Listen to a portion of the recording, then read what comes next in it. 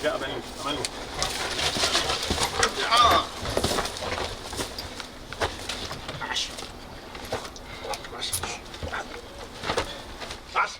Ils ont un flair infaillible, une discipline militaire et un dévouement sans faille. Qui sont ces soldats à quatre pattes qui traquent les auteurs d'actes répréhensibles et sauvent des vies?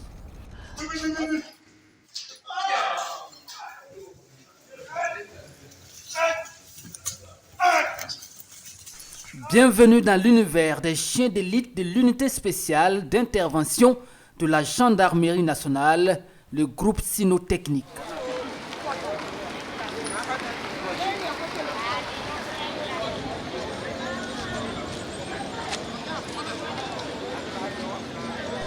Nous sommes le 25 octobre 2024. Le Salon international de l'artisanat de Ouagadougou-Siao bat son plein. Dans un contexte sécuritaire tendu, la brigade canine de l'unité spéciale d'intervention de la Gendarmerie nationale est sur le terrain. Ses membres sécurisent la zone et veillent au grain. Chaque recoin est passé au peigne fin, chaque mouvement est scruté, rien ne leur échappe.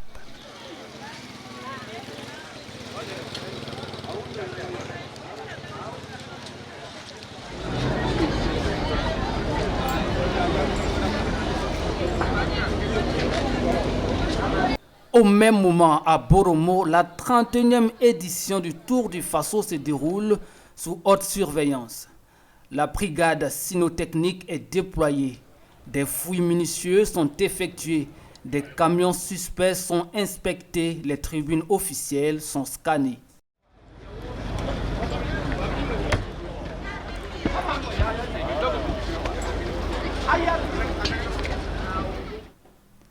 À Ouagadougou, les hôtels accueillant les délégations n'échappent non plus au contrôle.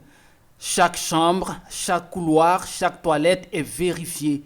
Derrière cette vigilance se cache une unité d'élite discrète, spécialisée et redoutablement efficace. Comment cette unité est-elle née? Ce matin, nous avons rendez-vous avec le commandant de l'unité spéciale d'intervention de la Gendarmerie nationale. Le capitaine Der Kaiser nous accueille dans son bureau.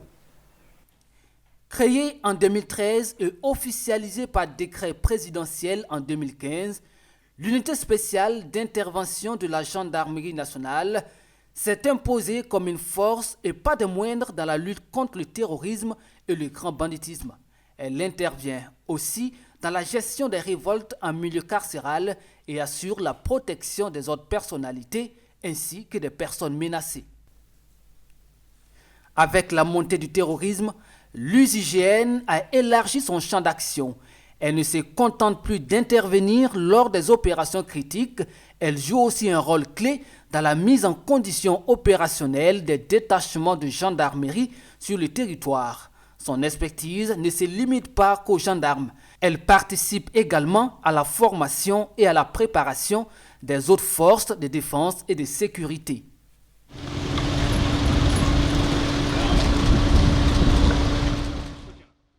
L'USIGN est composée de 4 escadrons qui sont l'escadron d'intervention, l'escadron d'appui opérationnel, l'escadron de soutien et l'escadron de réserve opérationnelle. À ces escadrons s'ajoutent l'antenne USIGN Fara et l'antenne USIGN Panga. Parmi ces composantes figure la brigade canine où le flair et la discipline des chiens sont mis au service des missions les plus sensibles.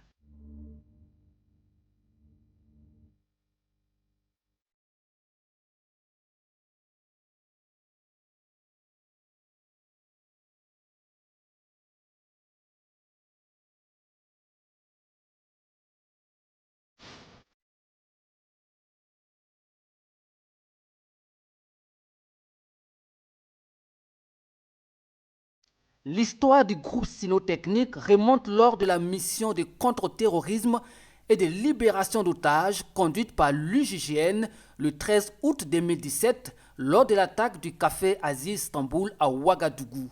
Cet épisode tragique fait prendre conscience aux autorités de la nécessité d'un outil stratégique supplémentaire. Une brigade canine devient indispensable.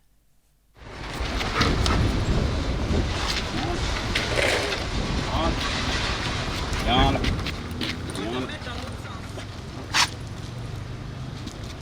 Bien là.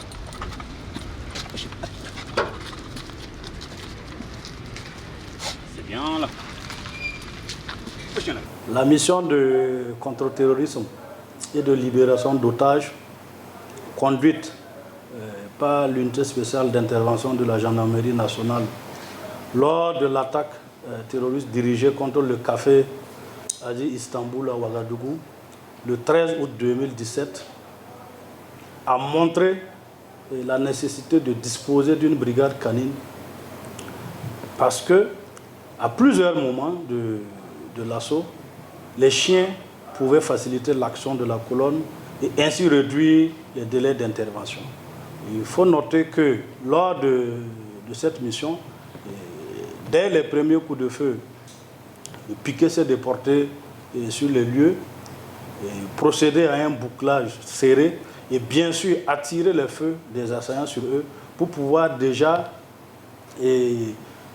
commencer à desserrer le taux autour des otages. C'est dans ce sens que les terroristes seront très rapidement confinés au premier niveau, dans un couloir très étroit.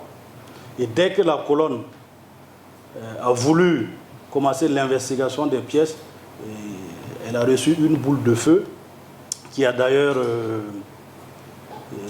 brisé, si je peux le dire, le bouclier. Donc on était là, face à des terroristes qui sont clairement localisés, mais on ne pouvait pas forcément avancer. Pour le capitaine Der Kaiser, commandant de l'UGGN, ces chiens vont bien au-delà de la détection.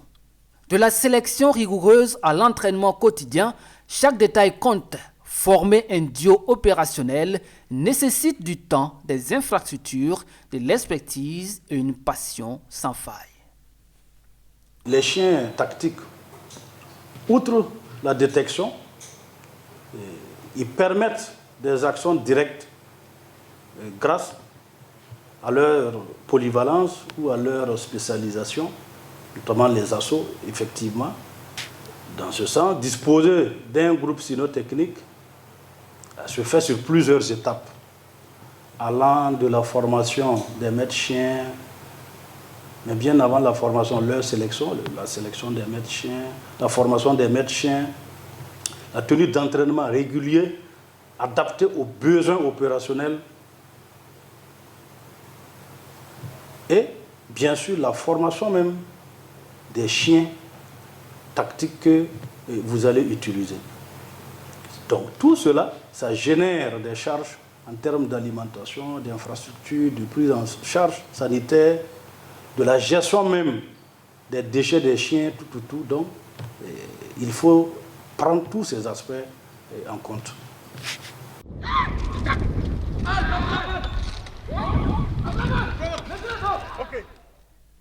Le 18 novembre 2018, 4 stagiaires volontaires de l'UGGN, sélectionnés sur la base d'un test rigoureux, posent les premières pierres du groupe cynotechnique. Rapidement, cette cellule spécialisée monte en puissance.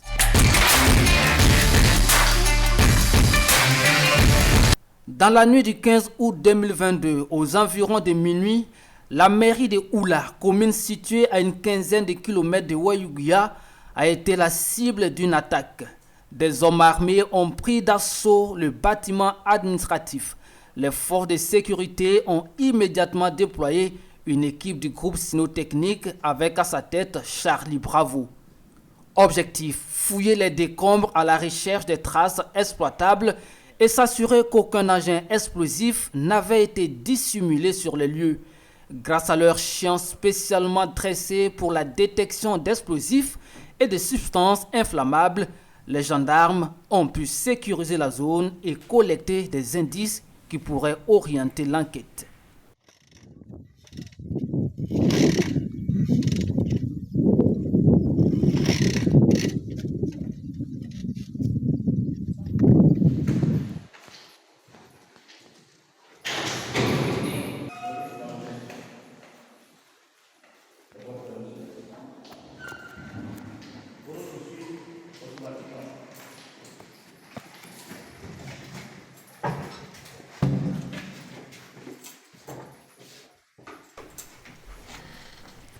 Le lendemain, soit le 16 août 2022, un nouvel incident mobilise le groupe cynotechnique.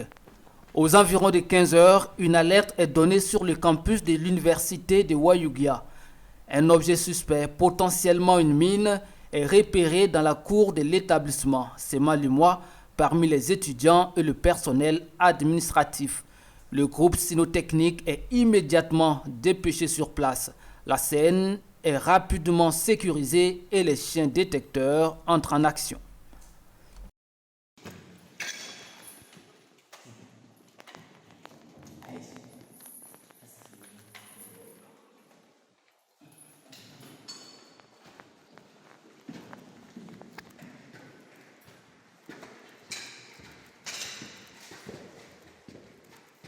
Dans cette dynamique de sécurisation du territoire, la brigade canine se présente aujourd'hui comme un outil de taille pour la gendarmerie nationale.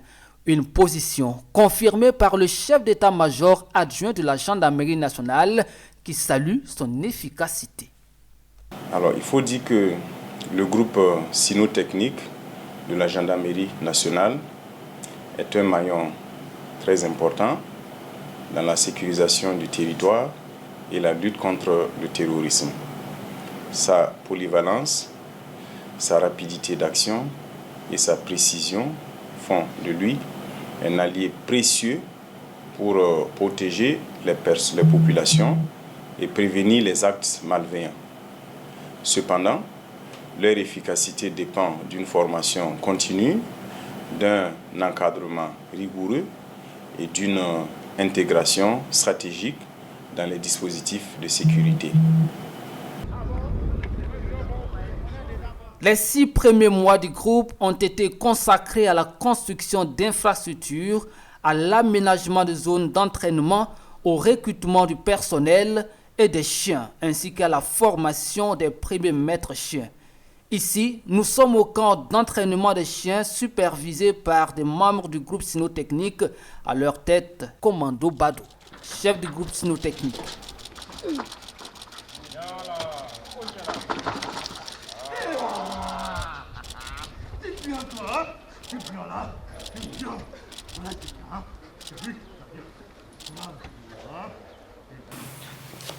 Ici, à l'unité spéciale d'intervention de la gendarmerie, nous disposions plusieurs spécialités de chiens, telles que les chiens de détection de matières explosives, et les chiens de reconnaissance d'axe, les chiens d'assaut. Il y en a d'autres, mais c'est les chiens que nous utilisons couramment. Il faut noter que nos chiens sont des chiens militaires. Ils sont dressés, formés dans la patience et dans la discipline en fonction de nos besoins et surtout en fonction de nos réalités sur le terrain. Nous ne suivons pas un catalogue pour la formation de nos chiens. Nous formons nos chiens en fonction de nos expériences acquises sur le terrain ou depuis le terrain. Le choix des chiens n'est pas laissé au hasard. L'UGGN mise sur le Malinois, une race prisée pour son intelligence, son endurance et son courage. Le premier critère, c'est le jeu. Un chien qui aime jouer est plus facile à motiver et à entraîner, explique Commando Bado. Assis, debout, couché. C'est bien. C'est bien. On a 2 types de chiens d'assaut.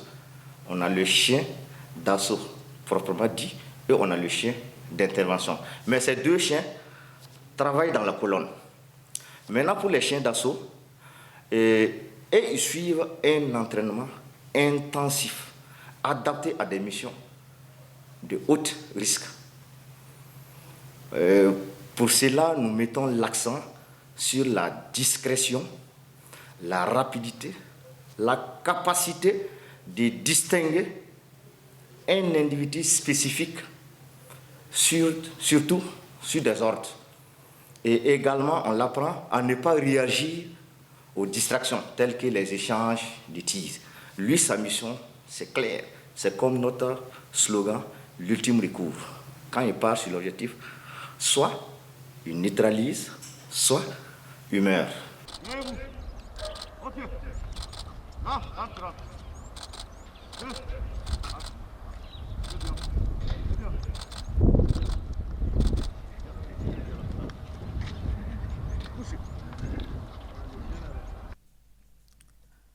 La formation suit un processus structuré et rigoureux.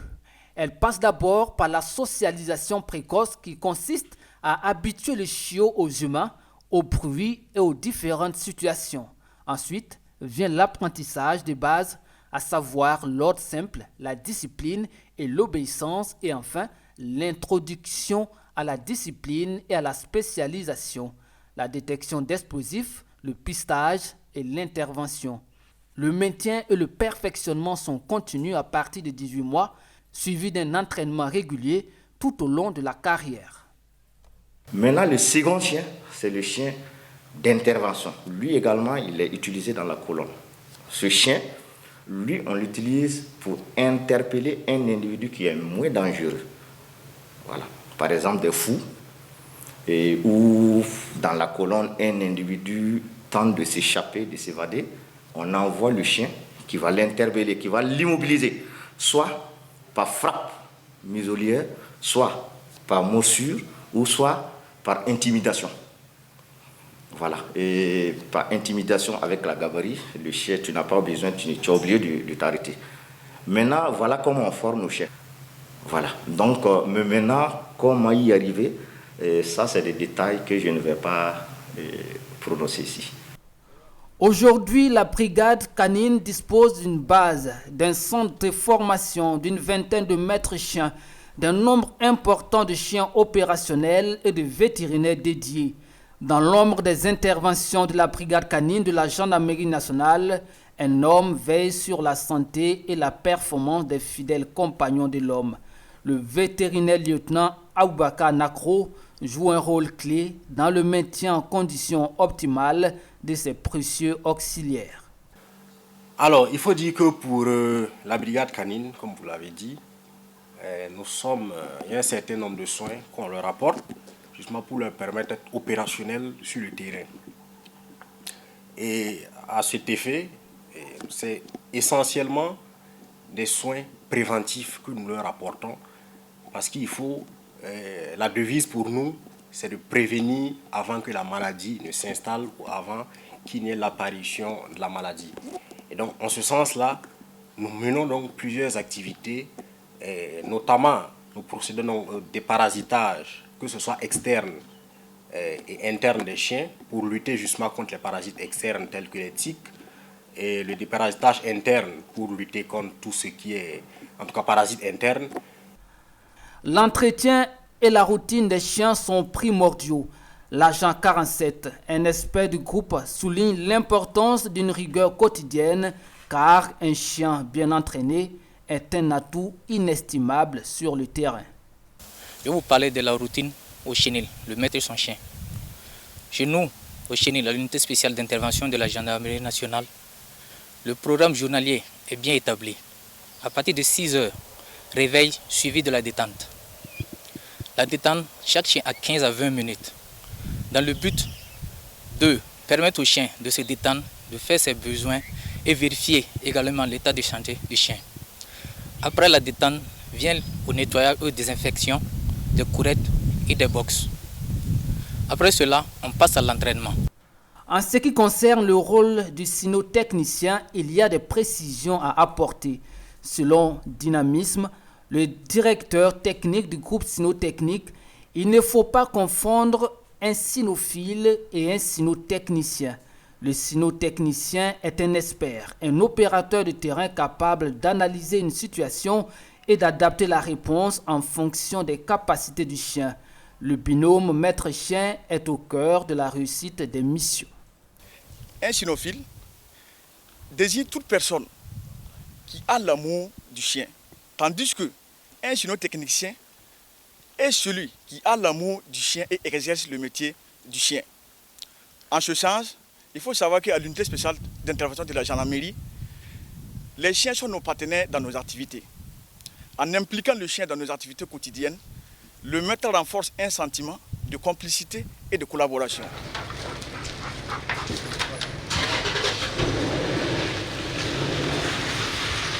Mais que deviennent ces chiens une fois leur carrière terminée? Le Wakandais, un spécialiste du groupe, nous éclaire. Un chien militaire n'est pas abandonné une fois qu'il n'est plus apte au service. Soit il est confié à son maître chien, soit il est placé dans une famille d'accueil. Certains chiens, marqués par des années de mission, nécessitent un suivi particulier pour leur réadaptation à une vie plus paisible. Spécifiquement au Burkina Faso, les possibilités les plus courantes sont les suivantes. Nous avons d'abord l'adoption par le maître chien lui-même. Cela est dû à l'étroite collaboration du chien avec son maître. Voilà. Ensuite, nous avons l'adoption par un autre membre de l'armée. Si le maître chien est dans l'incapacité d'adopter ce dernier, un autre membre ayant les compétences acquises peut effectuer ce rôle. Troisièmement, nous avons l'adoption par un civil. Il faut comprendre par là que ce n'est pas tous les chiens qui peuvent être adoptés par un civil. Il faut d'abord observer son comportement, son caractère et évidemment sa domination. Un chien qui ne se laisse pas dominer, ce n'est pas évident qu'un civil puisse l'adopter. C'est des centres qui sont créés pour recevoir ces derniers, pour leur assurer un avenir radieux après leur retraite. Et enfin, d'ailleurs, qui est la dernière option, l'euthanasie, elle intervient lorsque le chien présente des comportements très graves, lorsque ce dernier est atteint d'une maladie incurable ou lorsqu'il a un astro avancé. Dans les coulisses de l'usine, plusieurs acteurs travaillent de concert pour assurer l'efficacité des unités spécialisées. Parmi eux, le lieutenant Rune, la pluie en français, commandant de l'escadron d'intervention, joue un rôle clé dans la coordination avec le groupe cynotechnique, garantissant une parfaite synergie entre les équipes sur le terrain. Alors, mon rôle en tant que commandant de l'escadron d'intervention de la gendarmerie nationale au niveau de l'unité spéciale d'intervention, c'est lorsque la mission est à mon niveau, c'est de juger déjà de l'opportunité de l'intervention de ce groupe spécialisé et aussi, suivant notre déontologie, nous engager. Et ici, ce qu'il faut noter, c'est qu'ils nous viennent en appui. Voilà pourquoi ils relèvent de l'escadron appui opérationnel de l'unité spéciale d'intervention. Et donc, si la colonne est en mouvement, ils sont partie intégrante de cette colonne en appui. À ses côtés, le pape, commandant de l'escadron d'appui opérationnel, apporte une autre dynamique à cette unité d'élite. Il nous livre son regard sur les défis à relever pour maintenir l'excellence de cette brigade. Les défis actuels pour la cellule cynotechnique, il faut noter l'efficacité dans le travail. Il faut tout mettre en œuvre, que ce soit les installations, la formation, les stages, pour que les chiens ainsi que les maîtres soient efficaces dans ce qu'ils font. De plus, il faut reconnaître que l'entraînement, les prises en charge, soit les soins et autres, ça coûte vraiment cher. Donc ça demande énormément de ressources et c'est là il faut mobiliser beaucoup de ressources pour y arriver. Il faut noter aussi que les chiens n'aiment pas trop le stress. Donc il faut les mettre dans un environnement pour éviter au maximum qu'ils soient stressés. Face à l'évolution du contexte sécuritaire national et sous-régional, la brigade canine n'entend pas rester en marge. Des initiatives sont en gestation pour élargir son champ d'action et renforcer sa réactivité. Ce sont autant de défis que la hiérarchie entend relever. Alors, il faut dire que plusieurs initiatives ou projets vont permettre de renforcer l'efficacité, de l'adaptabilité des groupes cynotechniques face à un monde en constante évolution, tout en veillant à préserver le bien-être des maîtres chiens et de leurs chiens. L'intégration de technologies avancées, la détection de nouvelles menaces, l'intégration des missions humanitaires et environnementales, la collaboration internationale et interdisciplinaire qui doit être renforcée. Dans un Burkina Faso en proie à des défis sécuritaires croissants, la brigade cynotechnique de l'UGGN est un maillon essentiel du dispositif de protection nationale. Ces hommes et ces chiens opèrent loin des projecteurs, mais leur impact est inestimable.